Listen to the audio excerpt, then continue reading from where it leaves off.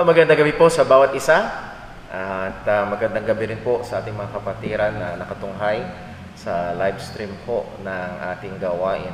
At humihingi kami ng paumanhin na tayo ho ay nagsimula ng 16 minutes na late ho tayo ngayon because nagpapahiwatig na talaga yung ating laptop na kailangan niya ng kapalit. Kailangan niya ng upgrading. So yun ho ang atin hong naging problema hanggang ngayon na hindi pa rin siya nagbubukas. Busy lang siya, ikot ng ikot. Pakisama ho sa panalangin at yun hong upgrading ng atin hong mga online ministry ay atin hong ipinapanalangin sa Panginoon na magkaroon ng katuparan. Nagkasama yung pangangailangan sa atin hong computer. At again, purihin ang Panginoon ay meron pa rin tayong internet. We can still live stream our ating gawain because ang ating mga awitin ay nasa church, Ang ating mga awitin ay yung dito sa projector ay nasa laptop at yung ating mga music ay nasa laptop din. Mag-a-acapella ho muna tayo ngayon and we have chosen some familiar songs para ho sa ating mga kapatiran. So nawa ay tayo ho ay patuloy pa rin gabayan ng Panginoon maging sa bagay ho na ito. So tayo ho ay patuloy na sasamba sa Diyos at simulan ho natin ang atin hong gawain ng pagsamba sa pamagitan ng pag-awit pamagitan ng pananalangin. Medyo nawala tayo sa kaunti sa hulog. Sa pamamagitan ng pananalangin at kailangan natin ito para tayo ay patuloy na gabayan, ingatan ng Panginoon at makapag-focus tayo sa Diyos sa atin hong pagsamba ngayong gabi. So tayo dumako sa sandali ng pananalangin sa paghahanda sa pagsamba. Let us pray.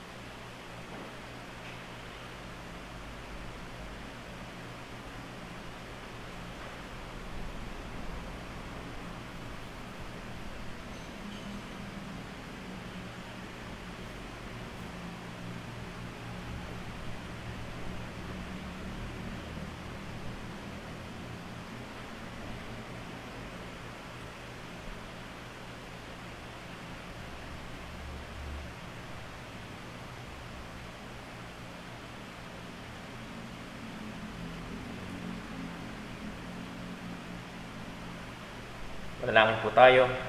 Panginoon naming Diyos, aming Ama sa langit, muli aming pinupuri, sinasamba, tinataas at dinadakila ang iyong pangalan. Tunay, ikaw lamang at walang iba, walang ibang Diyos maliban sa iyo, walang katulad mo. Ikaw ang Diyos na soberano na may hawak sa lahat ng bagay. Ikaw ang Diyos na nagtatakda at nagsasakatuparan ng iyong mga naisin. Tunay, O Diyos, salamat sapagkat sang-ayon sa iyong salita, maging ang aming kaligtasan, Ikaw ang nagtakda, Ikaw ang pumili, at Ikaw ang kumilos upang kami ay makakilala sa aming Panginoong Jesucristo. Salamat po, O Diyos, sa lahat ng ito. At salamat, O Diyos, sapagkat dinisenyo mo ang aming buhay Kristiyano na naroon ang pagsamba, na naroon ang pagtitipon-tipon, maging sa kabila ho ng kasalukuyang pandemya, aming kang pinupuri, O Diyos, sapagkat ang iyong biyaya, ang iyong pagkilos, ang iyong probisyon ay patuloy namin nakikita na sapat. Patuloy namin nararanasan ang iyong kamay na gumagabay, nagpuprotekta. Maging sa aming mga kapatiran na nahandoon ang mga pangangailangan at problema. Ama, alam namin na hindi nawawala ang iyong pagiging soberano. Aming kinikilala na ikaw pa rin ang Diyos na nakaupo sa trono. Ikaw pa rin ang naghahari.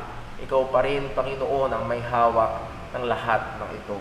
Kaya po ngayong sandaling ito, O Diyos, amin pong hinihiling na tanganan mo ang aming gawain ng pagsamba. Sa kabila ng mga kakulangan, ikaw po nawa ang patuloy na magpala at patuloy na ikaw ang maging sentro. Patuloy na ikaw ang maitaas.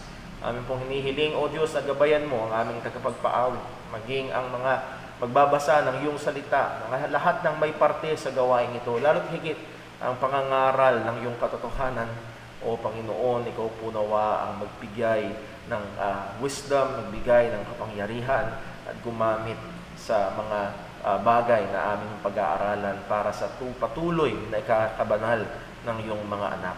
Panginoon, namin din pong inihiling ang iyong pagsisiyasat sa aming mga puso, buhay, mga gawa, salita, kaisipan o nasaid, anuman na hindi lapat sa kabanalan, anuman na paglabag sa iyong kautusan.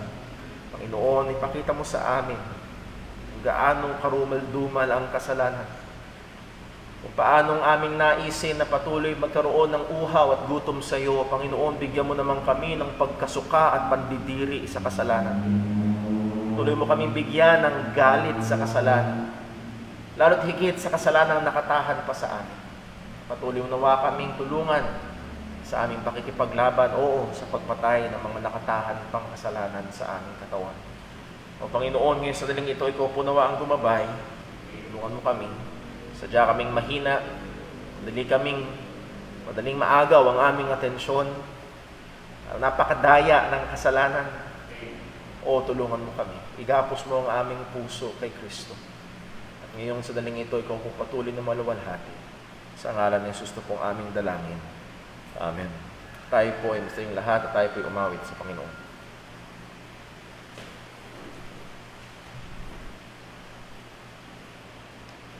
Tayo po umawit. Awitin pa natin song number 65. Buksan pa natin sa song number 65. At Calvary. Song number 65.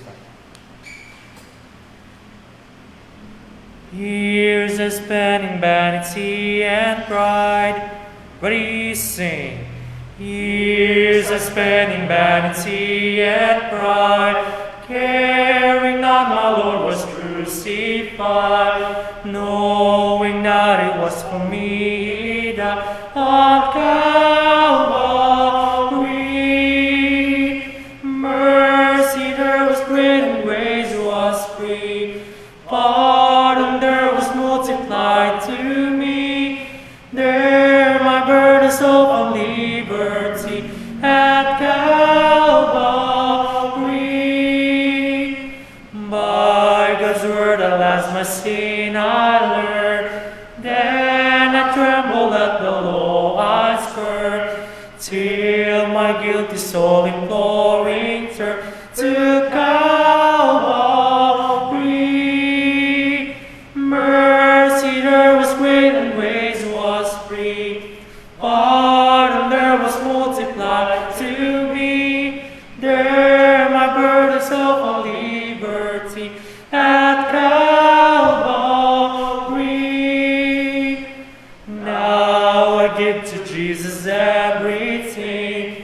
Now I gladly own Him as my King. Now my raptured soul can only sing of Calvary. Mercy there was great and grace was free, pardon there was multiplied to me. There my burdens of liberty at Calvary.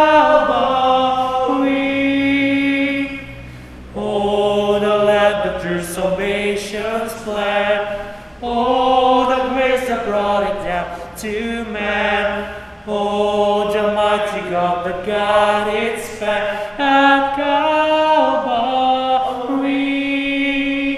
Mercy there was great and grace was free, pardon there was multiplied to me. There my burdens of liberty at Calvary.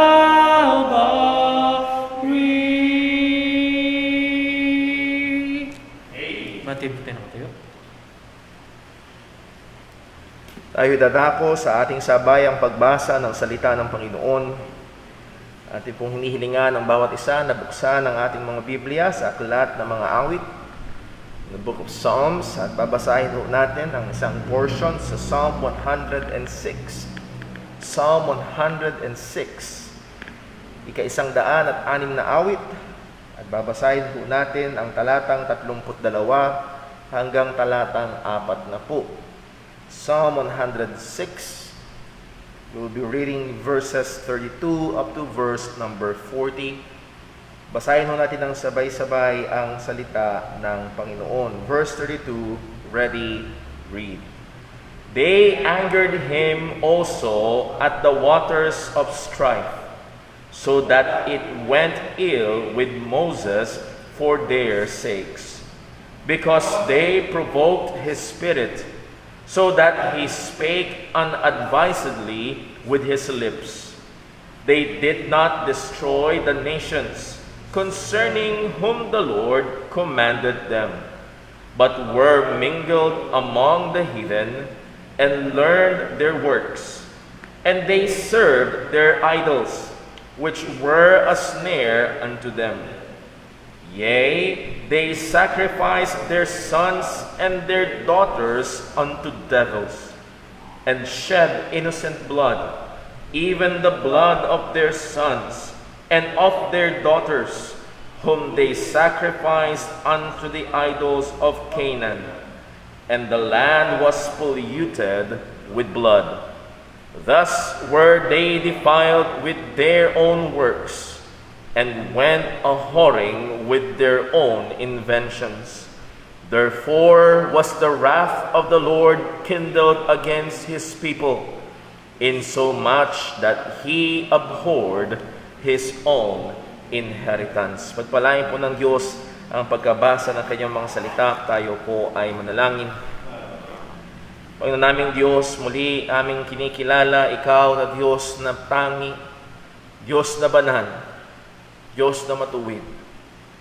Maliwanag sa iyong salita na hindi ka isang Diyos na nalulugod sa kasamaan. Ikaw ay isang Diyos na napupuot sa kasalanan. Oo, maging sa kasalanan na nasa buhay ng iyong mga mananampalataya.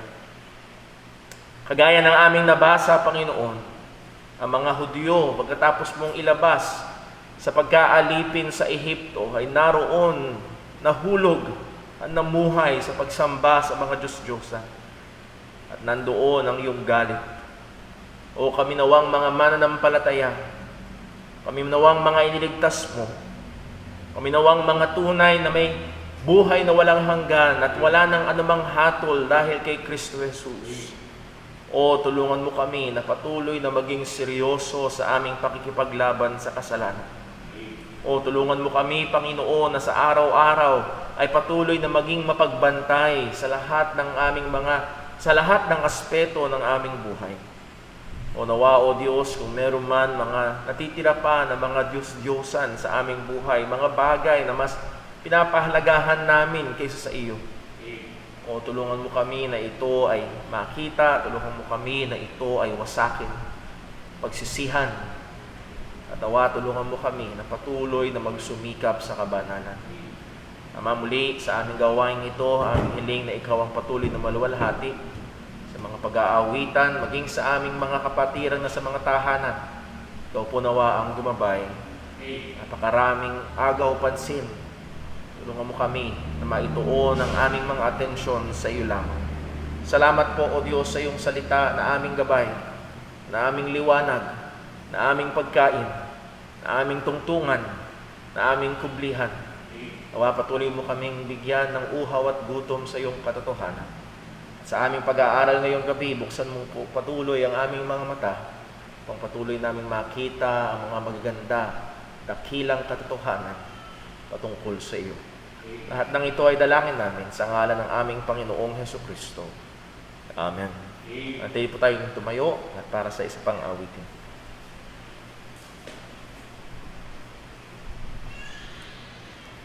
Tayo po rin tumawid.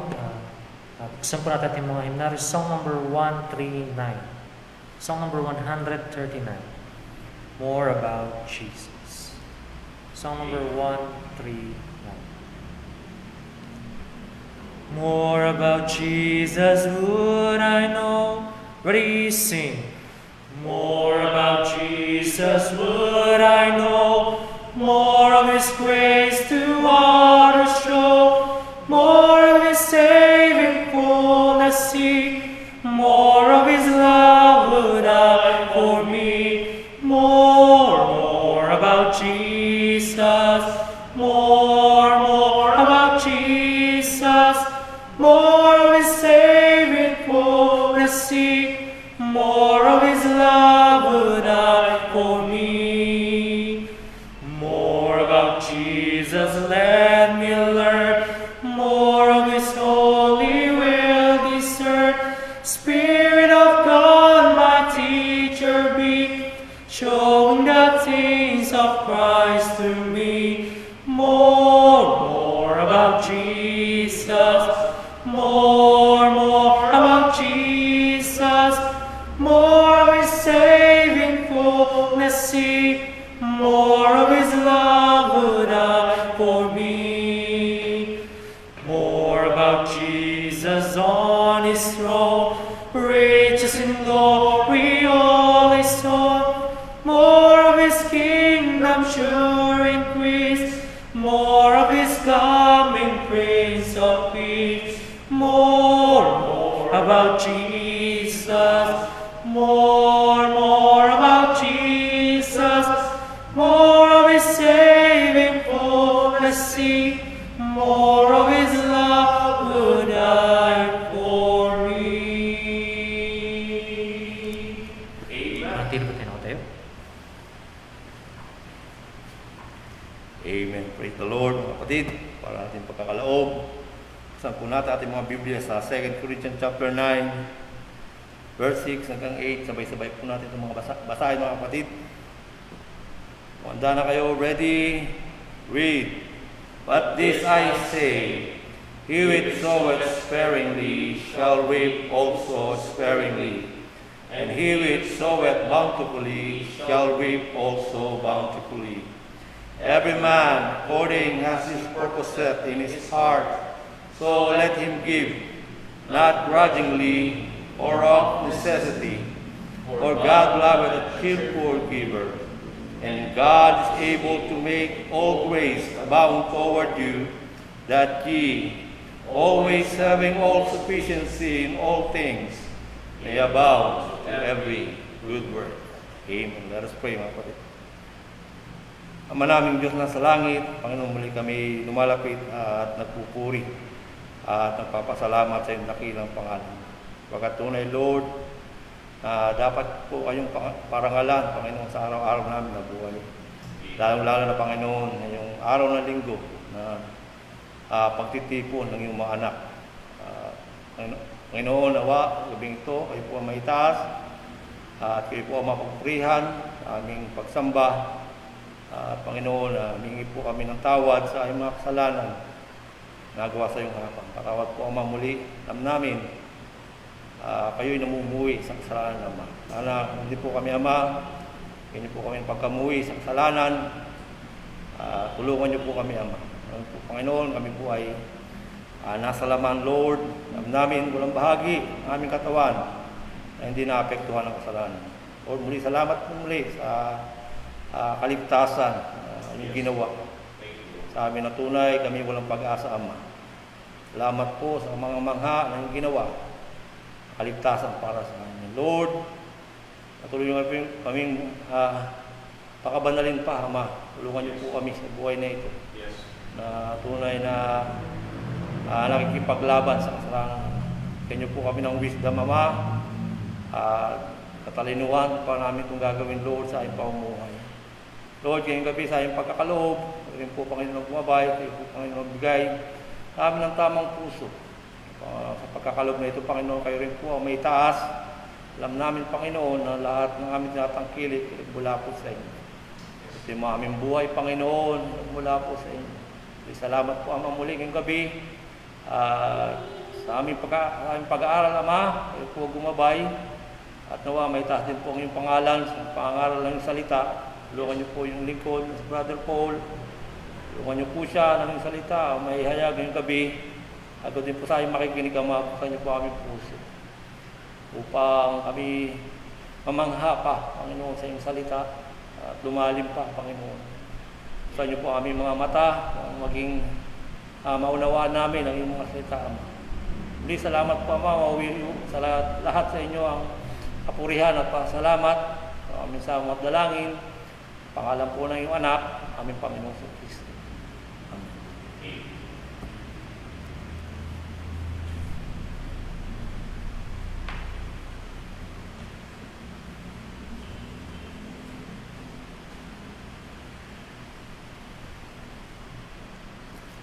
Tayo pwede tumawid. Buksan po natin ating mga hymnal. Song number 90. Song number 98. Now I belong to Jesus. Song number 98. Jesus, my Lord, will love me forever. Ready, sing.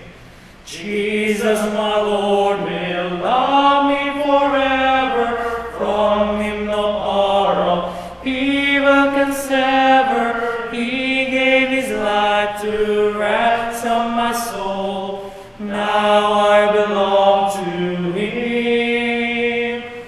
Now I belong to Jesus.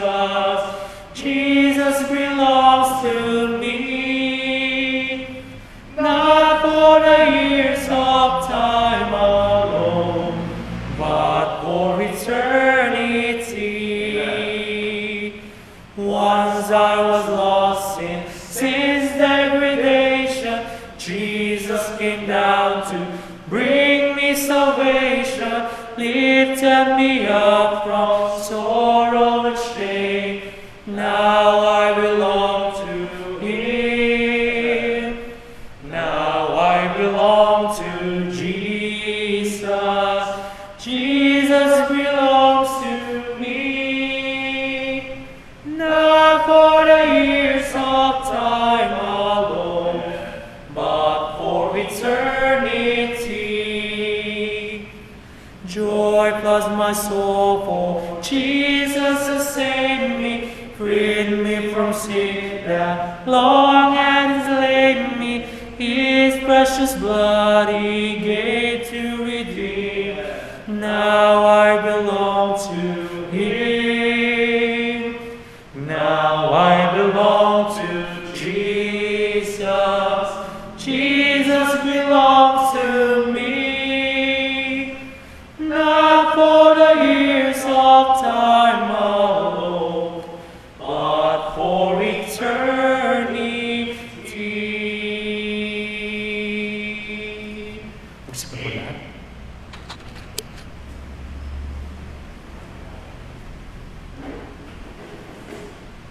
Purihin po ang pangalan ng Panginoon, muli ho, sa ating mga kapatiran na nakatunghay sa ating live stream, at mga kaibigan na ating kasama ngayong gabi, paumanhin sa kaibahan ng ating gawain. Ang ating ginagamit na computer ay nag-automatic update, at pag ginawa niya yun ay napakatagal at hindi siya magamit. At kaya ho, hindi natin nagamit ang ating computer music or ang ating mga -1 and yung ating hong projector. So, Lord willing, yan ho ay ma-address as we upgrade ang ating hong mga gamit sa ministeryo sa ating online ministry. Well, again, salamat sa Diyos sa bawat isang narito. Purihin ang Panginoon sa ating mga kapatiran at kaibigan na katunghay sa ating live stream. At salamat sa Diyos sa kanyang patuloy na katapatan sa atin. O tayo ho'y dumako sa pag-aaral ng salita ng Panginoon. At maaaring inyo na hong napansin ang mga makulay na watawat na makikita sa iba't ibang mga lugar. Ito ay lalo na makikita at magiging pamilyar o magiging lalo pang titindi ito habang lumadating ang katapusang linggo ng buwan ng June. Why is that? Because June is considered now almost internationally na tinatawag na Pride Month. At ang Pride na ito is pertaining to the LGBTQIA++ community, na kung saan ini-encourage ng komunidad na ito na ang mga tao na nahandoon ang kakaibahan ng kanilang pananaw patungkol sa kanilang kasarian ay maging proud at lumantad, maging open sa kanilang sexual orientation or the absence of any orientation sexually. Well, dito ho sa ating bansa, salamat sa Panginoon, there is that restraining grace of God in the form of the influence, of the long-standing influence of the Roman Catholic Church, na nandoon sa ating kultura pa rin na may konting restraint sa bagay na ito.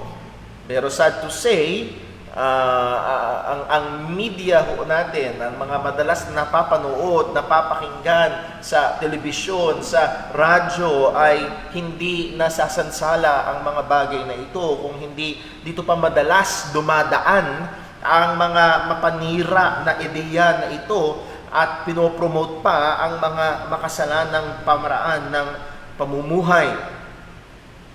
Pero isang maiksing obserbasyon lamang ang kailangan gawin, lalo na sa mga Western countries, or isa sa pamilyar sa atin ay ang USA o ang Amerika, na ang issue na ito ng LGBT community ay very overwhelming. Sad to say, ito ay overwhelming na rin maging sa mga nagpapakilalang Kristiyano, maging sa mga nagpapakilalang evangelical churches. Sabi nga ng ilang mga pastor sa Amerika, almost in a weekly basis ay merong mga churches, even whole denominations. When we say whole denominations, ay ito'y composed ng maraming mga churches, ay bumabaligtad at sumusuko sa puwersa na ito ng LGBT community, and they are now allowing same-sex marriages, even gay pastors.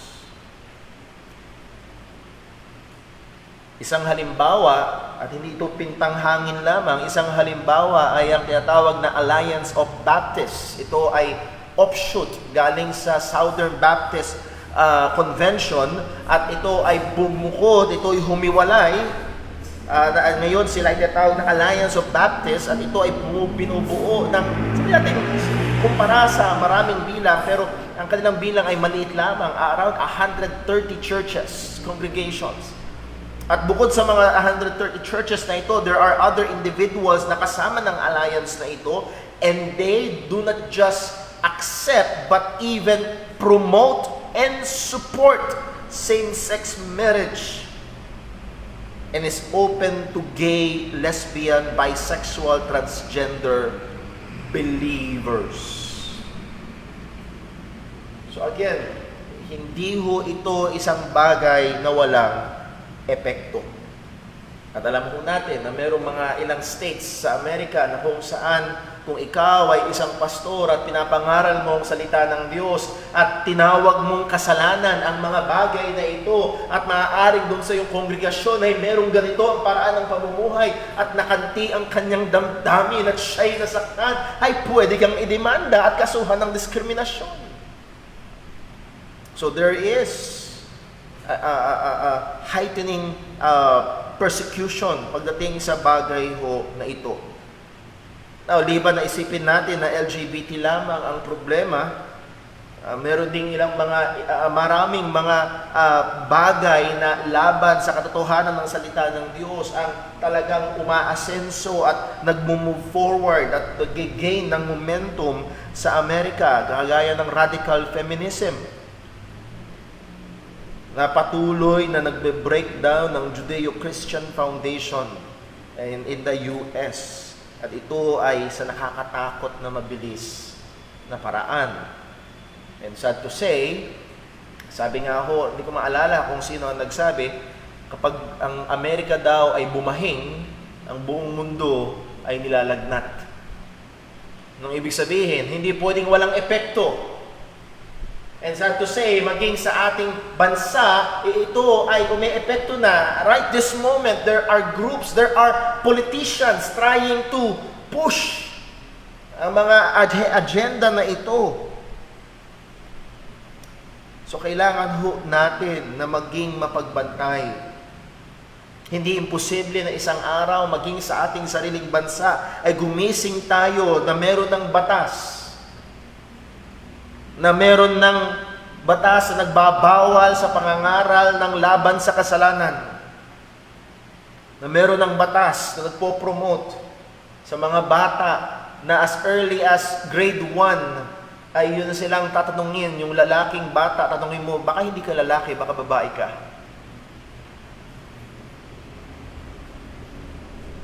And again, ano ang gagawin ho natin bilang mga Kristiyano? Kung tayo ay nasa mundo na seemingly ay bubulusok pababa, at ang kasalanan ng tao ay patuloy na tumitindi, and sad to say, ang mga batas at mga politiko ay nagiging pampadulas para mas maging mabilis ang pagbagsak. Ano ang gagawin ng mananampalataya? When there is this widespread crisis before us. Isang magandang talahata ang maaaring pamilyar sa ating pakinig, sa ating mga tainga. If the foundations be destroyed, what could the righteous do?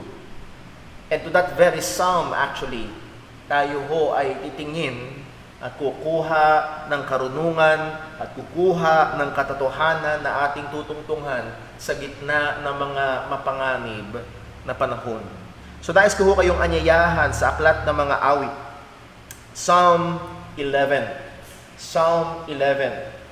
Awit 11 o ika-11 awit, at atin hong babasahin ang buong awit na ito at atin ho itong pag-aaralan.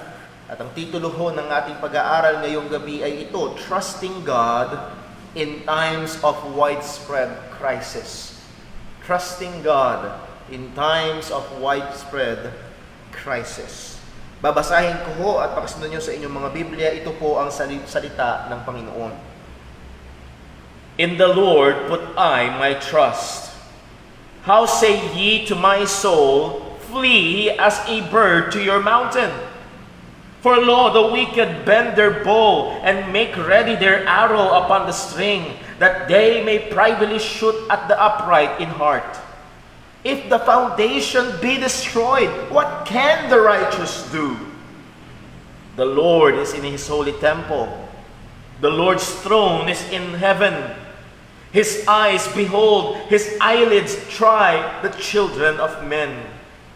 The Lord trieth the righteous, but the wicked and him that loveth violence, his soul hateth. Upon the wicked he shall rain snares, fire and brimstone, and an horrible tempest. This shall be the portion of their cup. For the righteous Lord loveth righteousness. His countenance doth behold the upright. Pagpalain po ng Diyos ang pagkabasa ng kanyang mga salita. Tayo po ay manalangin.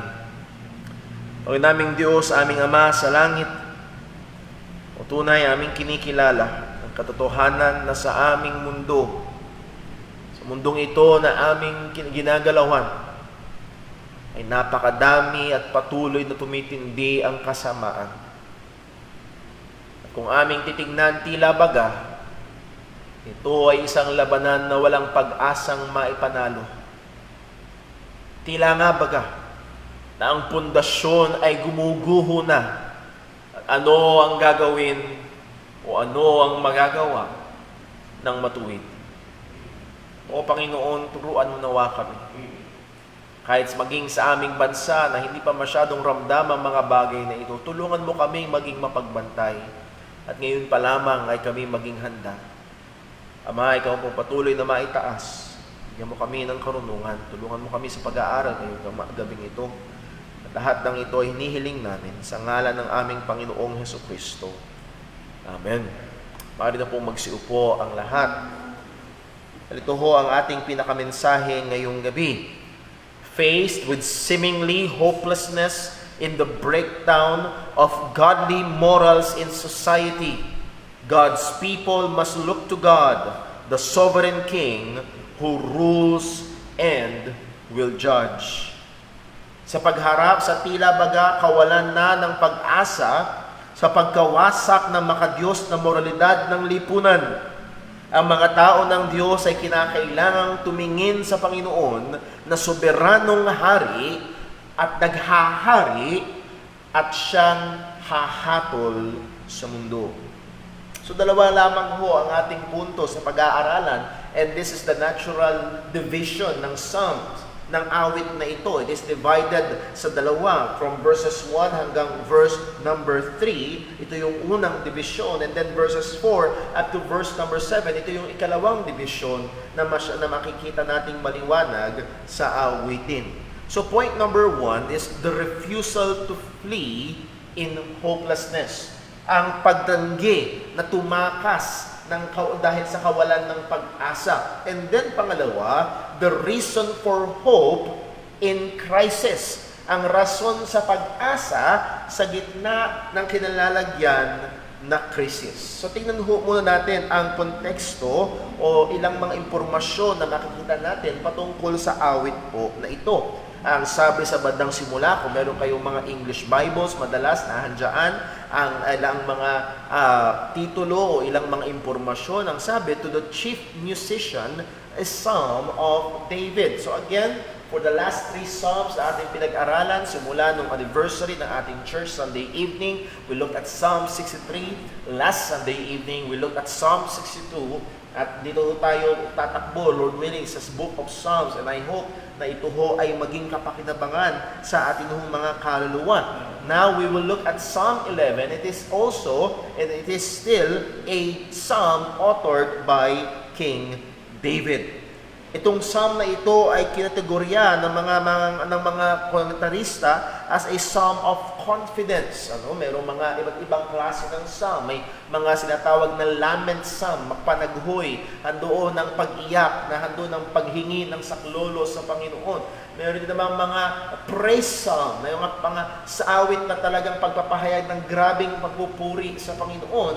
And this is a confidence psalm, a psalm of confidence. Isang awitin na naghahayag ng kumpiyansa, matindi, matibay, malalim, hindi natitinag na pag-asa sa ating Panginoon. So this is a psalm of confidence. And I think na makikita, yun ang malinaw. Sa verse 1 pa lang, ang sabi ni Haring David, in the Lord put I my trust. So it is a psalm of confidence. At maraming mga commentators ng Biblia na nilalagay ang konteksto ng awit na ito na maaaring sa dalawa lamang na panahon. Again, mayroong dalawang major crisis na makikita natin madalas na maraming kaaway si Haring David. It's either one, nung time na siya ay hinahunting ni Haring Saul, or 2, nung siya ay pinagrebeldihan at hinahunting ng kanyang sariling anak na si Absalom, na nag-usurp sa trono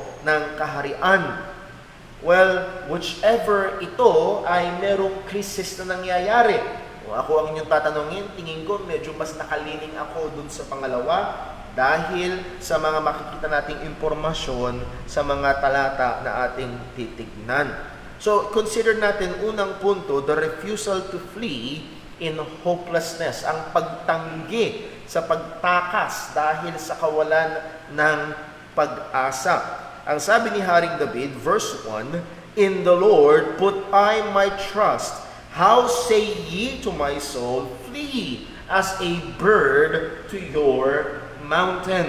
So nandoon nga, as we have said, the expression or the declaration of David's confidence in the Lord. In the Lord put I my trust. May I remind us na pag nakita natin sa ating English Bible, it is capital L, capital O, capital R, capital D. It is the name of God, Yahweh.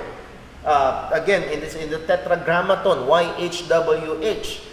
Paalala ko lang din, hindi ito walang vowels para hindi ma-pronounce because Old Hebrews are consonantals. Wala talagang vowels. All are consonants, So yung impormasyon na dating naitanim sa atin, naituro sa atin, hindi daw nilagyan ng vowels para hindi ma-pronounce, para hindi, no. That is a wrong information. That's a misinformation.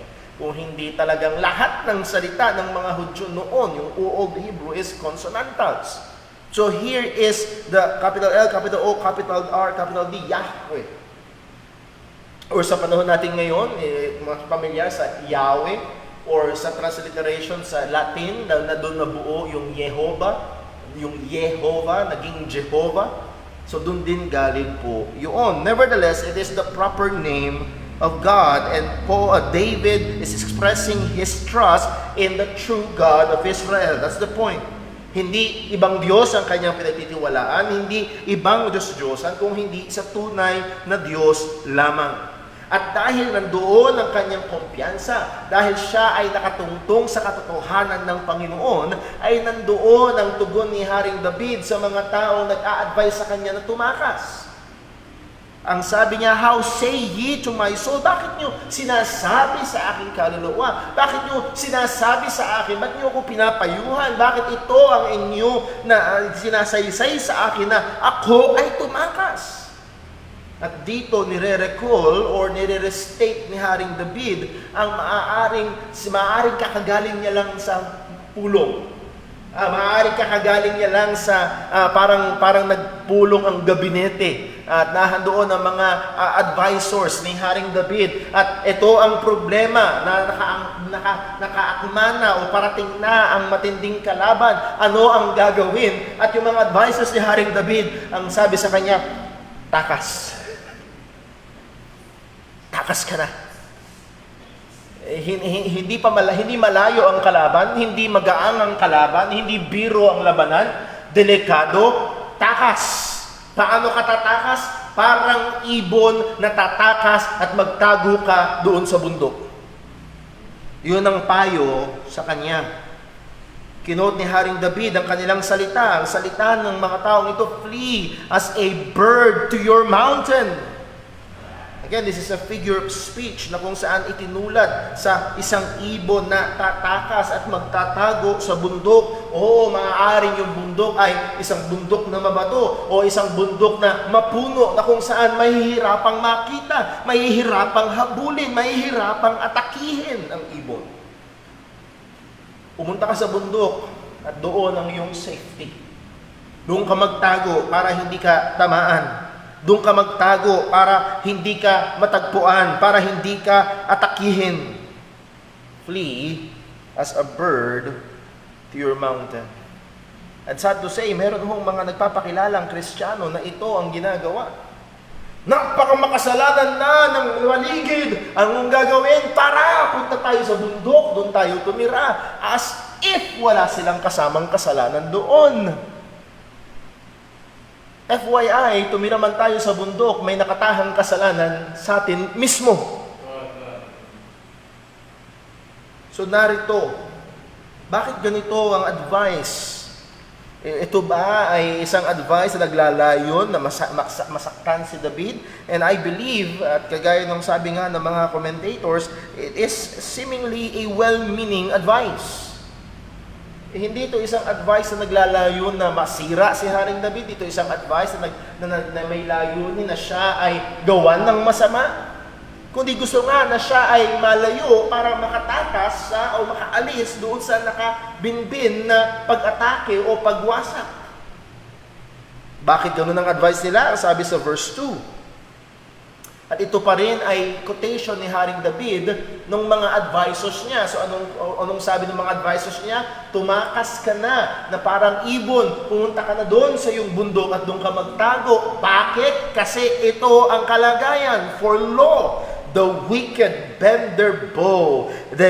They make ready their arrow upon the string. For lo, the wicked bend their bow. Sabi ho ni Allen Ross sa kanyang commentary sa verse na ito, ang larawan nito ay parang ang isang, pana. Pero itong pana na ito ay nakabend sapagkat inilalagay yung string. Nakagamit na kayo ng pana, meron yung tali meron yung tali at para i-set up ito ay minsan kailangan mong i-bend yung kahoy at ilagay yung string. At siguro nung bata ho tayo ay sinubukan natin gumawa ng ating mga sariling pana at yung i-bend yung kahoy at inihahanda mo at yung para ito ay yung magamit. So yun ang larawan dito. Inihahanda na ang kagamitan para sa pag-atake. Ang mga kalaban ay naggumagawa na ng paghahanda At ang kanilang paghahanda ay hindi para magdeklara ng kapayapaan. Ang kanilang paghahanda ay hindi para magdeklara ng ceasefire o ng kompromiso. Ang kanilang layunin sa kanilang paghahanda ay para umatake, magwasak, magsira, pumatay. Yun ang layunin ng kalaban. Well, ilagay ho natin ng kaunti sa panahon natin ngayon. Hindi lamang LGBT ang talagang grabe ang pagkalat at grabe ang epekto, lalo maging sa mga so-called evangelical churches sa panahon natin ngayon, ng tinatawag na radical feminism.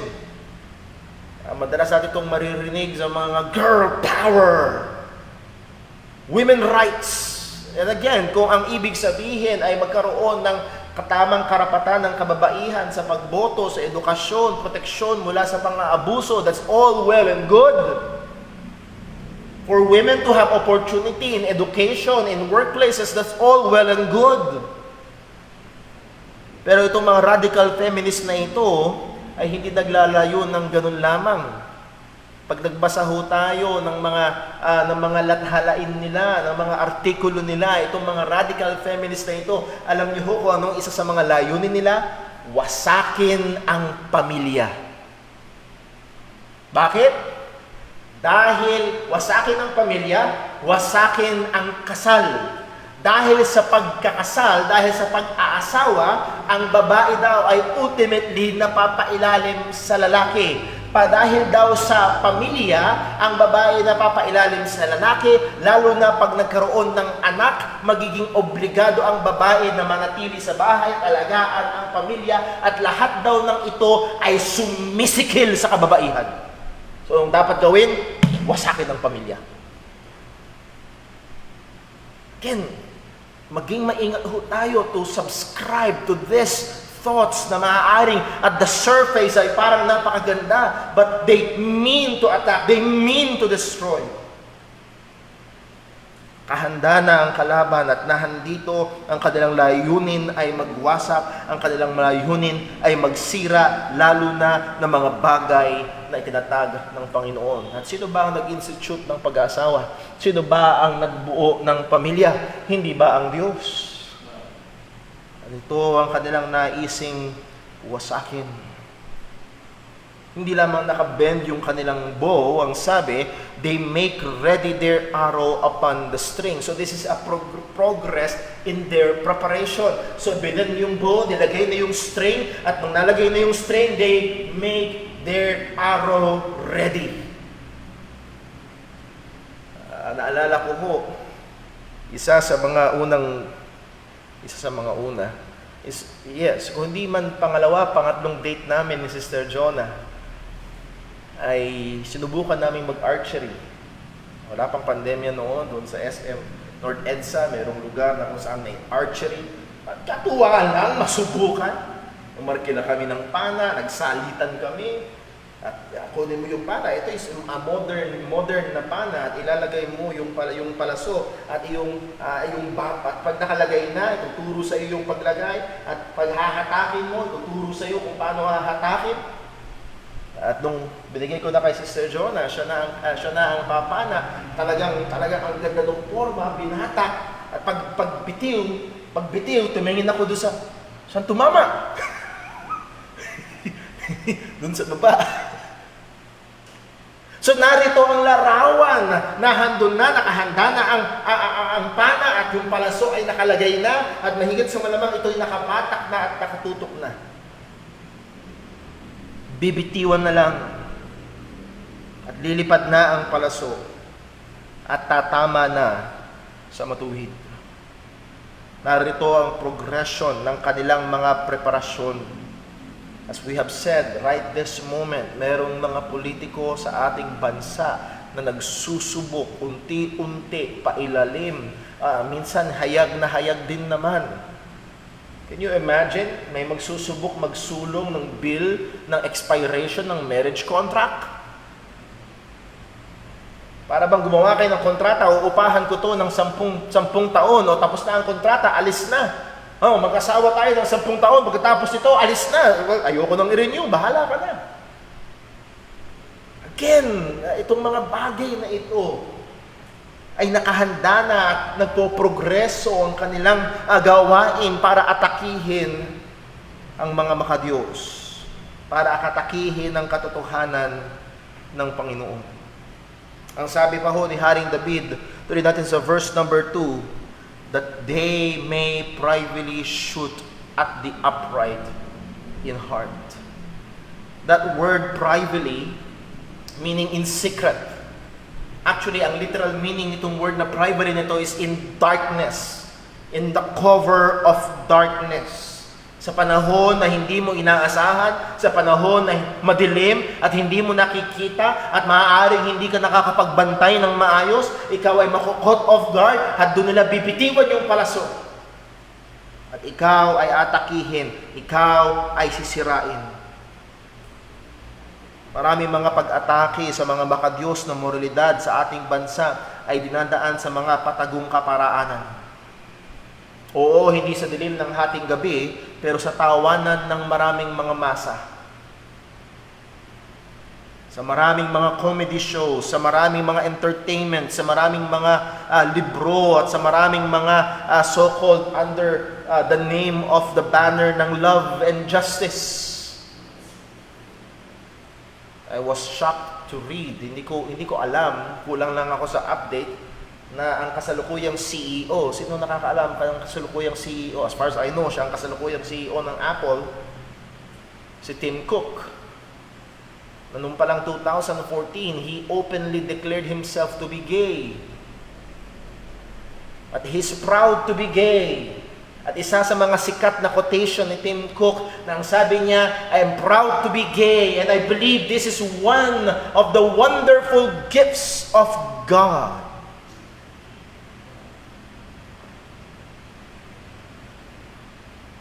Ang ginagawa, itong kasalanan na ito ay kinukubli sa likod ng pangalan di umano ng Diyos. Ang mga likong kaisipan na pinapakita sa ating telebisyon na tila baga okay lang ang pangangalan niya.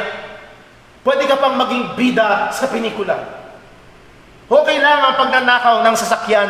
It's cool. O mga kapatid, mag-ingat ho tayo. Maging mapagbantay. So tawagin ang atensyon ng mga magulang. Bantayan, bigyang atensyon. Ipaliwanag sa mga bata, sa mga anak. Kung meron man sila na nasasagap na mga bagay na hindi sang-ayon sa katotohanan ng salita ng Panginoon. Well, going back to David, ang sabi, that they may privately shoot at the upright in heart. And again, itong shoot at the upright in heart ay hindi lamang atake ng ideya, hindi lamang atake ng verbal attacks. Dahil kung verbal attacks lamang ito, bakit kailangang tumakas? That's why meron pa ngang ilang commentaries nagsasabing they believe it is a literal threat sa buhay ni Haring David. At meron pang isang commentator na nagsuggest, malamang ito'y pumapatungkol sa assassination attempts. In the dark of night, susubukang tunay, totoo, literal, kitilin ang buhay ni Haring David. Privately shoot at the upright, or shoot at the upright in heart. Ang kanilang target ay ang taong may katuwiran sa puso. Ang kanilang target ay ang taong tumatayo para sa katotohanan ng Panginoon. Ang kanilang target ay ang taong makadiyos. Hindi ba sinabi ng salita ng Panginoon, lahat ng mabubuhay ng may kadiyusan ay kay Kristo Jesus ay magdurusa ng pag-uusig. Yun ang pangunahin nilang target. Kahit ang isang tao ay napaka-immoral ng kanyang buhay, kahit ang isang tao ay lulong sa droga at kung ano-anong mga kalokohan ng kanyang ginagawa, pero kung siya ay susuporta sa mga hindi makadiyos na ideya na ito, tatanggapin nila. Pero narito ang isang tao na nagsusumikap sa kabanalan, nagsusumikap sa katwiran, at tumatayo sa katotohanan ng salita ng Diyos. Ganun ba? Kasalanan ba to? O ito sa'yo. sila ay magiging mabilis sa pag-atake. And then comes verse number 3. Actually, sa verse 3, medyo nagkakaiba-iba ang mga commentators kapag nagbasa-basa ho kayo, sapagkat isa sa mga mahihirap o isa sa mga challenges ng pag-iinterpreta sa verse 3 ay ang tanong na ito ba ay salita ni Haring David o ito ba ay quotation pa rin ni Haring David na salita ng mga advisors niya. Nakuha niyo ho? Sa isang banda, kapag tinake natin ito na salita ni Haring David, if the foundation be destroyed, what can the righteous do? So kung si Haring David ang nagsalita nito, it seems to mean na kung ang pundasyon, kung ang moralidad, kung ang makadiyos na pundasyon at ay tunay ngang magagapi, kung ang kaharian na nga ito ay tunay na masasakop ng mga taong hindi matuwid, anong magagawa ng iisang matuwid na tao? Anong silbi ng pagtakas sa kagubatan? Or sa kabila naman, kung ito ay titingnan bilang salita ng mga advisors ni Haring David, King David, kung mananatili ka dito, kumbaga ito ay isang building na ang pundasyon ay wasak na, patumba na. Ano ang magiging saysay kung magi-stay ka dito? Takas. Alis. Tago. And I think mas lapat yung pangalawa, na ito ay salita pa rin ng mga advisors ni Haring David. At sinasabi nila, if the foundation be destroyed, narito na, hindi malayo ang kalaban, nandyan na sila. Hindi sila walang ginagawa, ang dapit nilang ginagawa, and the foundations are giving. Bumibigay na. Anong magagawa mo kung mag-i-stay ka dito? Takas. David refuses. Tumanggi siya na umalis, tumanggi siya na tumakas. At anong dahilan? In the Lord put I my trust. Yes, totoo ang panganib. Yes, totoo ang damage. Yes, totoo na malaki at matindi at malakas ang kalaban. What can one man do? What can one righteous man do? Or siguro sa atin nung panahon ngayon, what can one church do? And yes, pag tinignan natin iisang tao, ano nga ba ang magagawa ng iisang tao? Pag tinignan natin isang church, ano nga ba ang magagawa ng iisang church? Yes, in ourselves, we are weak. Pero ang tiwala ni Haring David na siya rin dapat maging pundasyon ng ating tiwala ay hindi sa ating sarili, kung hindi sa ating Panginoon. In the Lord put I my trust. Nakikita natin sa ating paligid ang pagguho ng moralidad. Nakikita natin sa paligid ang korupsyon, ang krimen, ang kahirapan, ang daming mga kasamaan ng mga tao na tila baga libangan na lang ang kasalanan. Anong gagawin natin? Tatakas. In the Lord, we should put our trust. Magtiwala tayo sa Panginoon. Kagaya nga ho ng pag-aaral namin kahapon sa online conference, ang tiwala ng mga ngaral ng Ebanghelyo ay sa Diyos. Ang tao ay alipin sa kasalanan, ang tao ay patay sa kasalanan. Ang sabi ni Kristo, pag dumating ang liwanag, mas gugustuhin ng tao ang dilim. Anong pag-asa ng mga ngaral? Ang pag-asa ng mga ngaral ay nasa Diyos lamang. Ang moralidad ay pabagsak, ang kasalanan ay patindi. Sabi pa ni Apostol Pablo kay Timoteo, naalala niyo yung ating pag-aaral, evil shall wax worse and worse. But in the last days, perilous times shall come. Kung naalala niyo ho, sa 2 Timothy, pinag-aaralan natin na darating ang araw na ang mga tao ay aayawan ang malinaw na katuruan, aayawan ang mga healthy doctrines. They will be in church, but they don't want the truth. Mas gusto nila yung mga ngaral na nangingiliti ng kanilang mga tenga. Kung yan ang magiging kalagayan, ano ang pag-asa? Saan tayo titingin? Walang tanging pag-asa natin sa matinding krisis ay walang iba kung hindi ang Panginoon pa rin. So number 2, the reason for hope in the midst of crisis. Ang rason ng pag-asa sa gitna ng krisis. Bakit hindi tatakas si Haring David? Ba't hindi niya iiwan na lang at siya'y tatalikod na lang na tila nga baga parang isang asong nakabahagang buntot, sabi nga nila.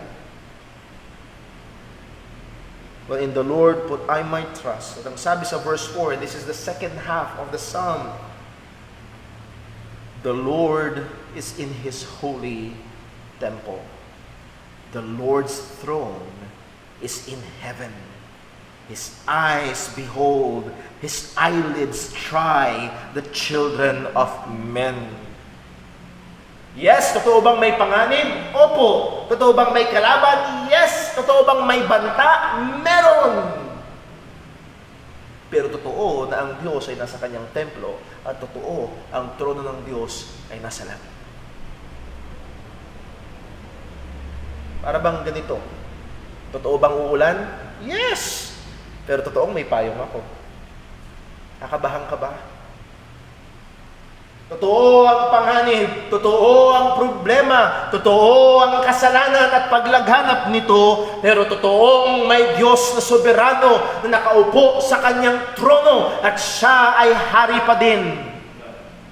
At dito titingin na tutungtong ang mananampalataya.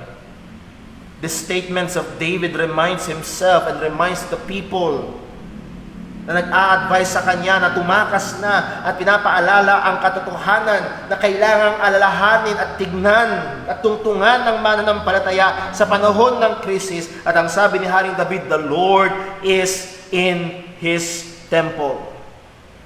The temple of God is a symbol of God's presence.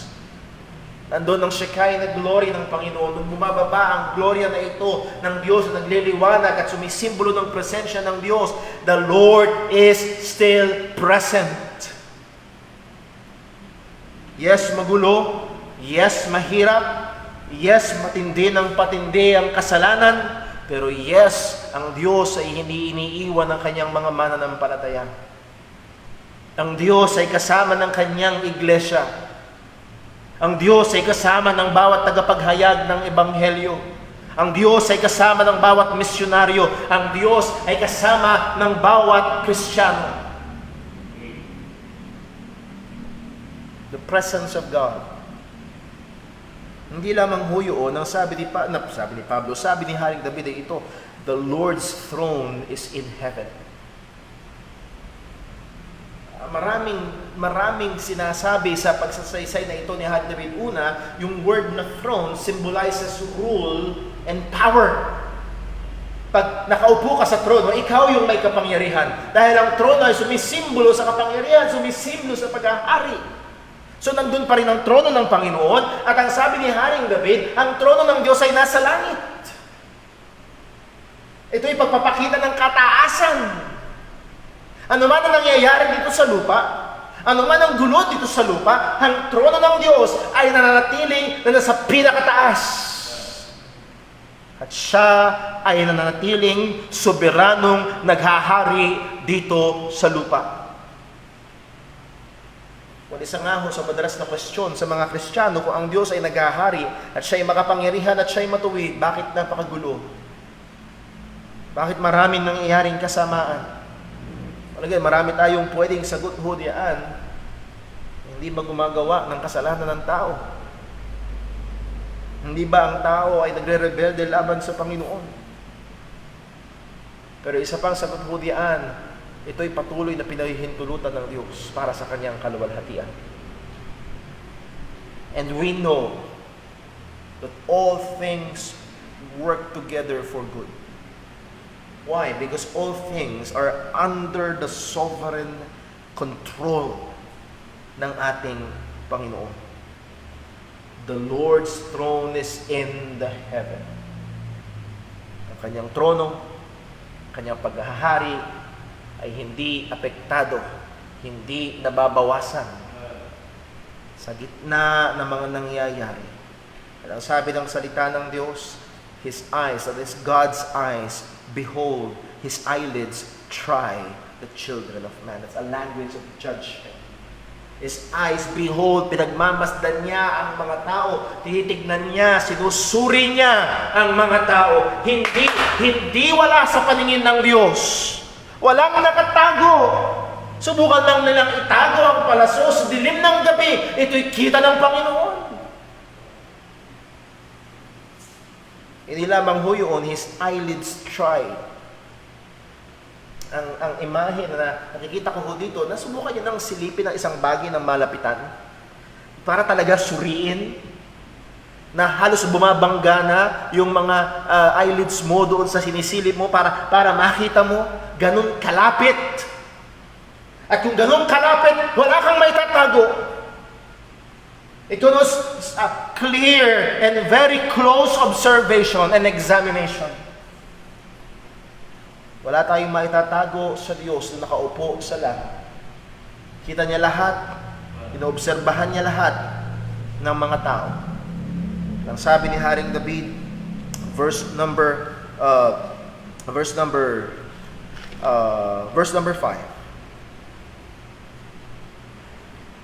The Lord trieth the righteous, but the wicked and him that loveth violence his soul hateth.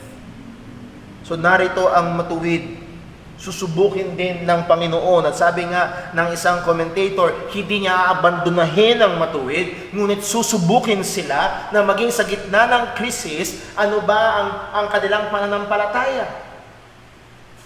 Masusubok, hindi ho ba? Ang pananampalataya natin ay mas nasusubok kailan? Pag maganda ang lahat ng bagay o kapag mayroong krisis na pinagdadaanan.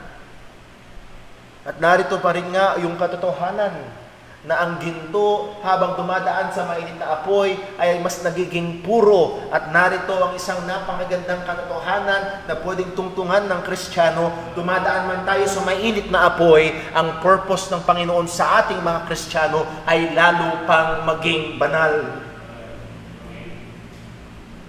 Pero pagdating sa hindi matuwid, pagdating sa hindi mananampalataya, ang sabi ng salita ng Panginoon, but the wicked. Sa righteous, nandun ang favor ng Panginoon. Sa righteous, sa mga tao ng Diyos, sa mga matuwid, nahandoon ang magandang pakikitungo ng Panginoon, nandun ang proteksyon ng Panginoon, nandun ang pagpapala ng Panginoon, pero sa hindi matuwid, pero sa makasalanan, pero sa hindi mananampalataya, na nagmamahal sa violence, sa karahasan, his soul hateth. Namumuhi ang Diyos. Nagngangalit ang Diyos. Nagagalit ang Diyos. Napupuot ang Diyos. Hindi ba sabi ng salita ng Diyos, God is angry with the wicked every day? Andoon ang kanyang pagkagalit. Ang sabi ng Romans chapter 1 verse 18, for the wrath of God is revealed from heaven against all unrighteousness and wickedness of men. The wicked and him that loveth violence, his soul hateth. Verse number 6, ang sabi ni Haring David, upon the wicked he shall rain snares, fire and brimstone, and an horrible tempest. This shall be the portion of their cup. Narito ang isang bagay na sigurado, hahatulan ng Diyos ang mga makasalanan. Yes, maaari sa panahon ngayon, tila baga nananalo sila. Tila baga, they're gaining ground. Tila baga, sila ang nagtatagumpay sa politika, sila ang nagtatagumpay sa masa, sila ang nagtatagumpay sa mga tao. Pero darating ang paghahatol ng Diyos at hindi sila makakalusot. Ang sabi ng salita ng Diyos, sa makasalanan, pauulanan ng Panginoon ng snares. Ano itong snares na ito? Traps. Maaring mga traps na sila mismo ang naglagay, dun sila mahuhulog. Ang sabi pa, fire and brimstone. Karamihan ho ng komentaris na nabasa ko ho tungkol dito, it points back to what God did in Sodom and Gomorrah, na kung saan pinaulanan niya ng fire and brimstone. In a day na hindi nila inaasahan, in a day na parang ordinaryo lang, bumagsak ang hatol ng Panginoon sa kanila. O mga kapatid, hindi habang panahon mamamayani ang kasamaan, darating ang hatol ng Panginoon. And an horrible tempest. Word tempest meaning strong wind, isang kagimbal-gimbal na malakas na hangin. Meron pa isang nagsabi, hindi na ito basta malakas na hangin. It pictures a very hot, very strong wind. And all this shall be the portion of their cup. Yung word na cup, ito yung magiging bahagi nila. Ito yung para sa kanila.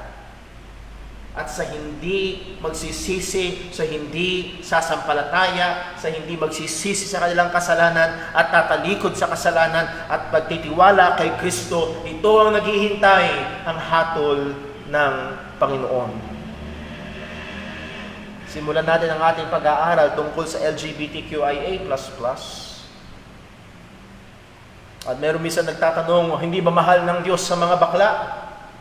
Yes, mahal sila ng Diyos. At gayon na lamang ang pagmamahal sa kanilang Diyos na inuutusan silang magsisi at sumampalataya kay Kristo. At kung hindi sila magsisisi, sila ay mapapahamak, sabi ng Biblia.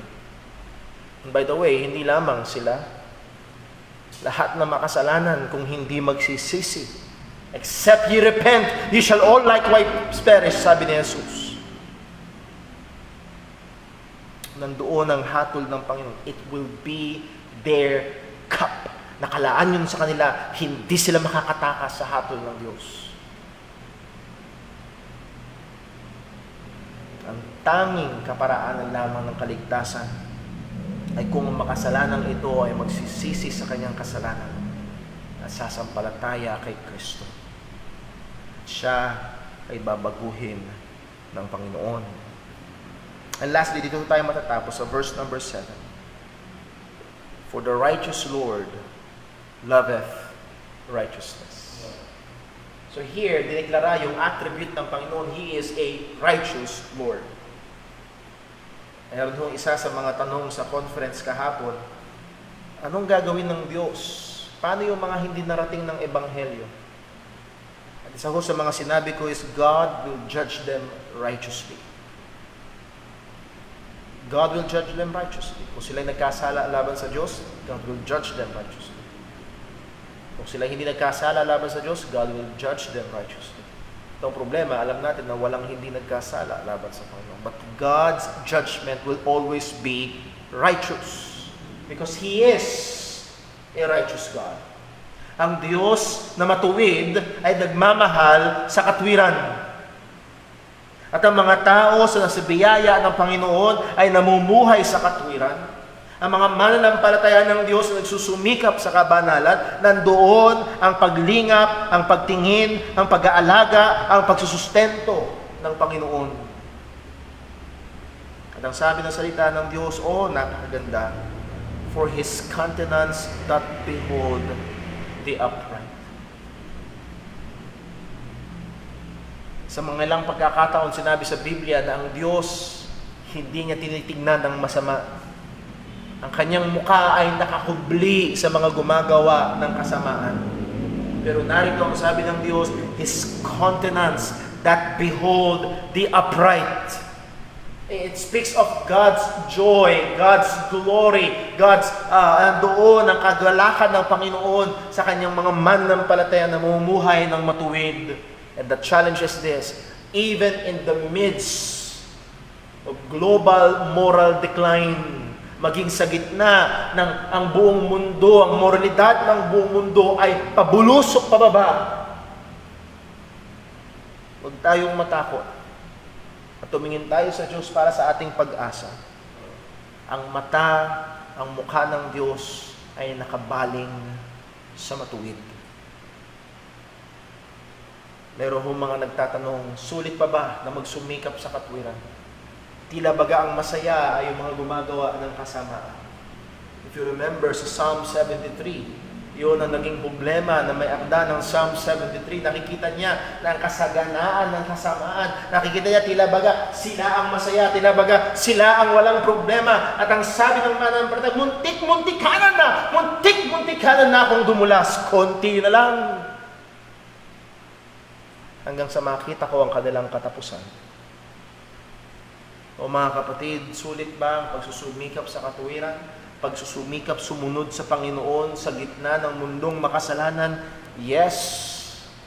Nakakiling, nakatingin, nakatuon sa iyo ang muka ng ating Panginoon.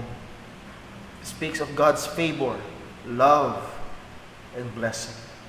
So sa gitna ng mundong makasalanan at pasama ng pasama, sa harap ng krisis na hinaharap ng mga Kristiyano, hindi lamang ang krisis sa kalusugan dahil sa pandemya, kundi ang moralidad at espiritual na talagang matindi ang halabanan.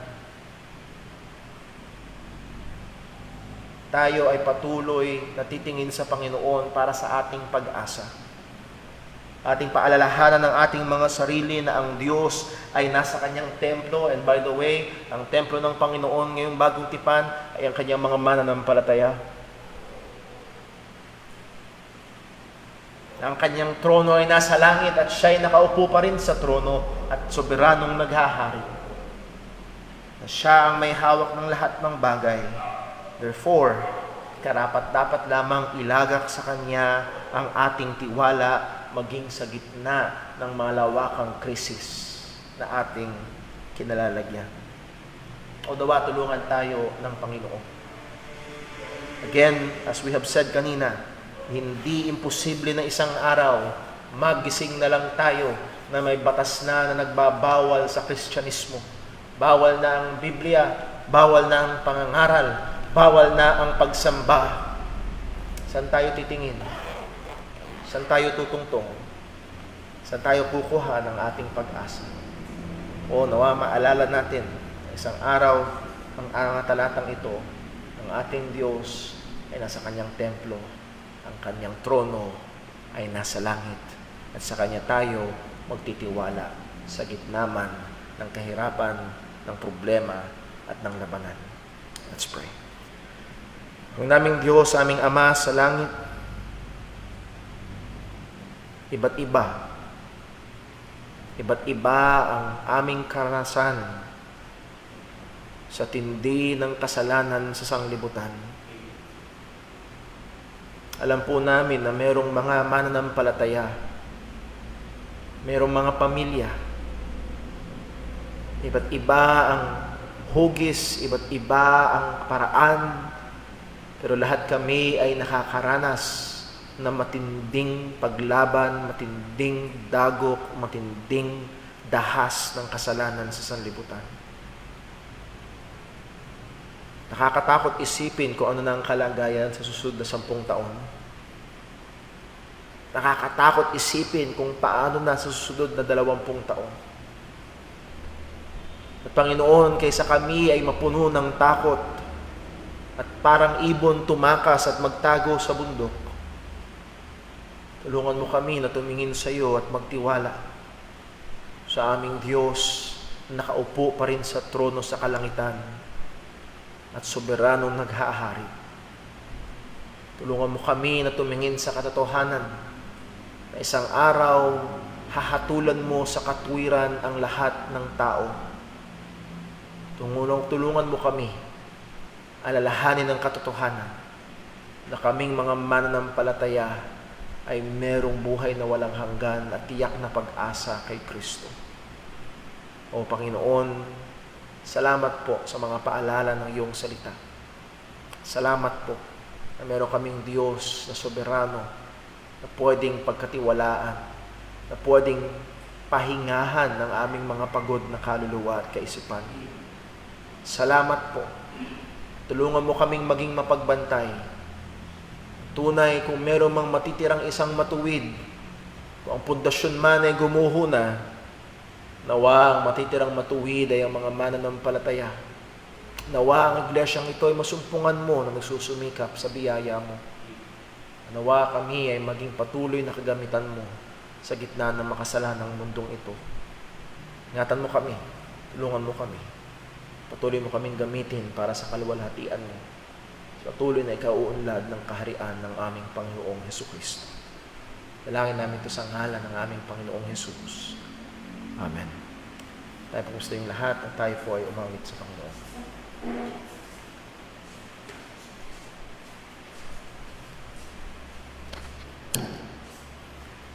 Tayo po umawit.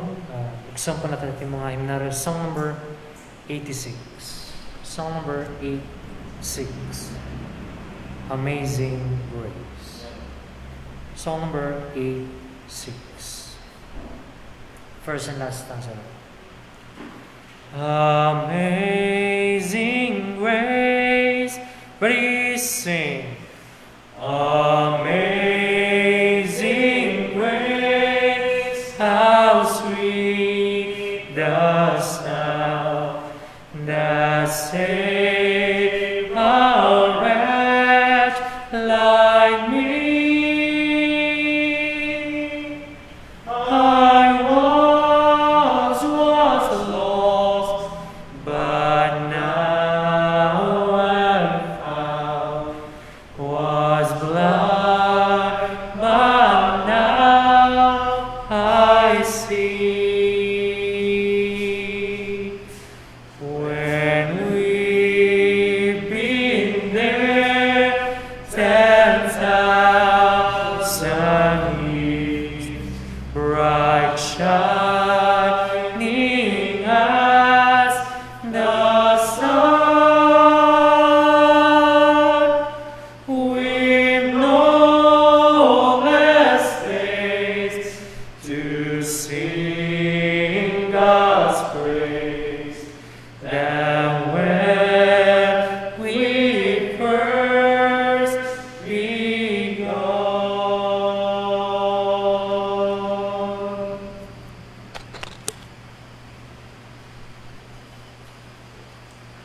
Amen. Purihin po ang Panginoon. Muli ho, hiling namin ang inyong paumanhin mga kapatid sa ating naging technical na problema sa ating hong projector and most likely sa ating laptop. Tayo ay nagpapasalamat sa Diyos at ating parehong napagpatuloy ang pagsamba. Salamat po sa bawat isang naririto, sa ating mga kapatid na nakatunghay sa ating live stream. Purihin ang Diyos at tawa. Naging paalala natin ang ating mga napag-aralan mula kaninang umaga sa pagkakaloob ng tamang puso sa Panginoon.